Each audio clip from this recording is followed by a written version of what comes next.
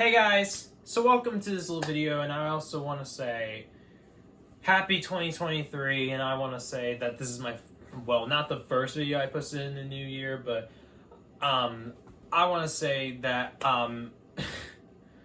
happy new year, and I also want to say thank you to everybody who's supported me on my first short along with the second one, because it means a lot, and I'm surprised. But today, I'm going to be reviewing a device that came out like 12 years ago. Now, unfortunately, the thing is that the product I'm about to show, the battery is shot, so I'm going to have it plugged in almost the entire time. So, let's get started with reviewing this iPod Touch 4th Gen from 2010. Woke up on the west side, sitting at the beach, I was taking my time.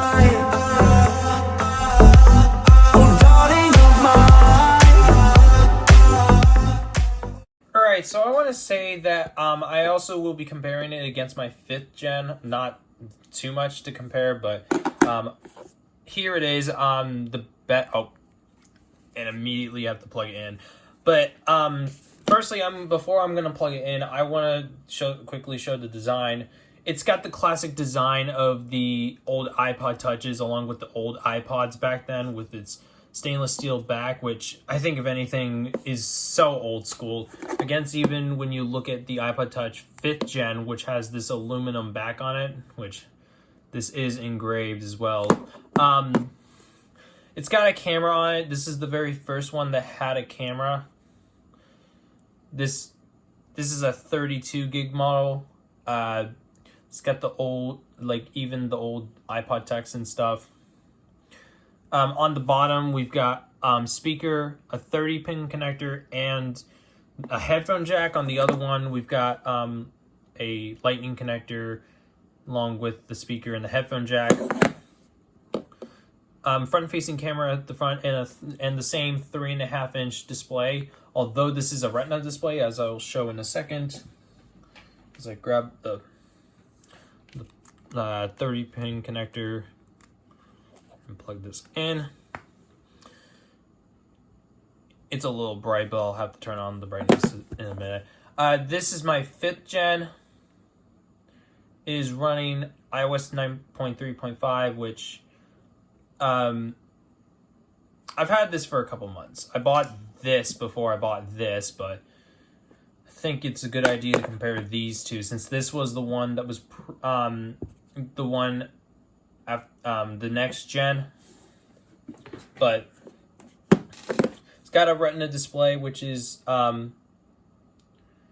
which at the time was the best looking display for a mobile device. Other displays were had lower resolutions. This one is very, very crisp. If this will boot, which hopefully it'll boot in a second. Oh, there we go. It's thinking it's January 10th, but it's not. But it's actually coping with the brightness pretty well, my SE. But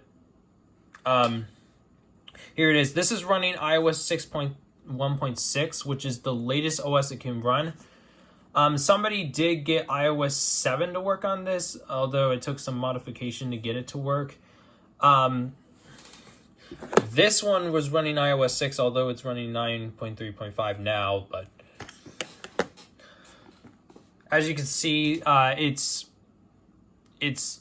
got an old school look to the iOS. It's got cover flow, which is kind of cool. There we go. Cover flow, which is which I think, if anything, Apple should bring back. It's such a nostalgic piece to be able to scroll through your artwork with with everything like that. I've got a lot of music that I bought from iTunes and stuff. But not only is the battery shot on this, which I mentioned at the intro, the Wi-Fi capabilities just don't work on this guy as well. In fact, I can't even log into my Apple ID account with this guy. Although on this guy, I could do it on my Apple ID. the Wi-Fi doesn't mainly because we upgrade our Wi-Fi router, and it's a 5G router as well. But to go through a few things that I'm gonna first off demonstrate the camera, which hopefully turns on. Obviously we've got two cameras, front facing camera. I've got my SE here, which let's take a quick picture. Right, I'm gonna quickly switch over to the video capabilities. Hey guys, this is the iPod Touch 4th generation from 2010. I totally think that this is gonna totally stand up with my 1080p 60 frames per second video, but hey, you never know. Alright, so I just did that, but now I've got to demonstrate the the back facing camera, so I'm gonna do that real quickly. I'm gonna do it with the TV screen, so 3, 2, 1. Alright, now I'm gonna do the video capabilities. Alright, so this is the back-facing camera, and as you can see, I am filming with my iPhone SE. I've got my Xbox here, and stuff like that. Alright, so I want to say that I bought this a couple months ago for the price of $40, which was for the 32 gig, which I think, if anything, I was hoping to use this as a main device. I was gonna use this as a main device for like all my music and text messages and all that kind of stuff. Not like as a phone or anything, but kind of like my iPod Touch 5th gen, which does actually better job than this guy. But because of the Wi-Fi issues and the Apple ID not wanting to work, it just caught me off guard, and I couldn't really use anything anymore. But it's got all the usual apps. It's got the iTunes store, the old iTunes stuff and everything. It works as a music device. Of course, that's iPod for you, but talking about trying to use this as a do I think this works as a music player? Yes, this totally works as a music player. I mean, you can listen to something like The Police or One Republic or whatever you listen to, but as an all-time device, I mean, nostalgic iOS gaming maybe, but because of my issues that I was having with this guy, with the device and everything, I don't know if this is gonna quite work as well as a it's a nostalgic app machine or something like that. But I mean, obviously, if you got this on Wi-Fi and it worked,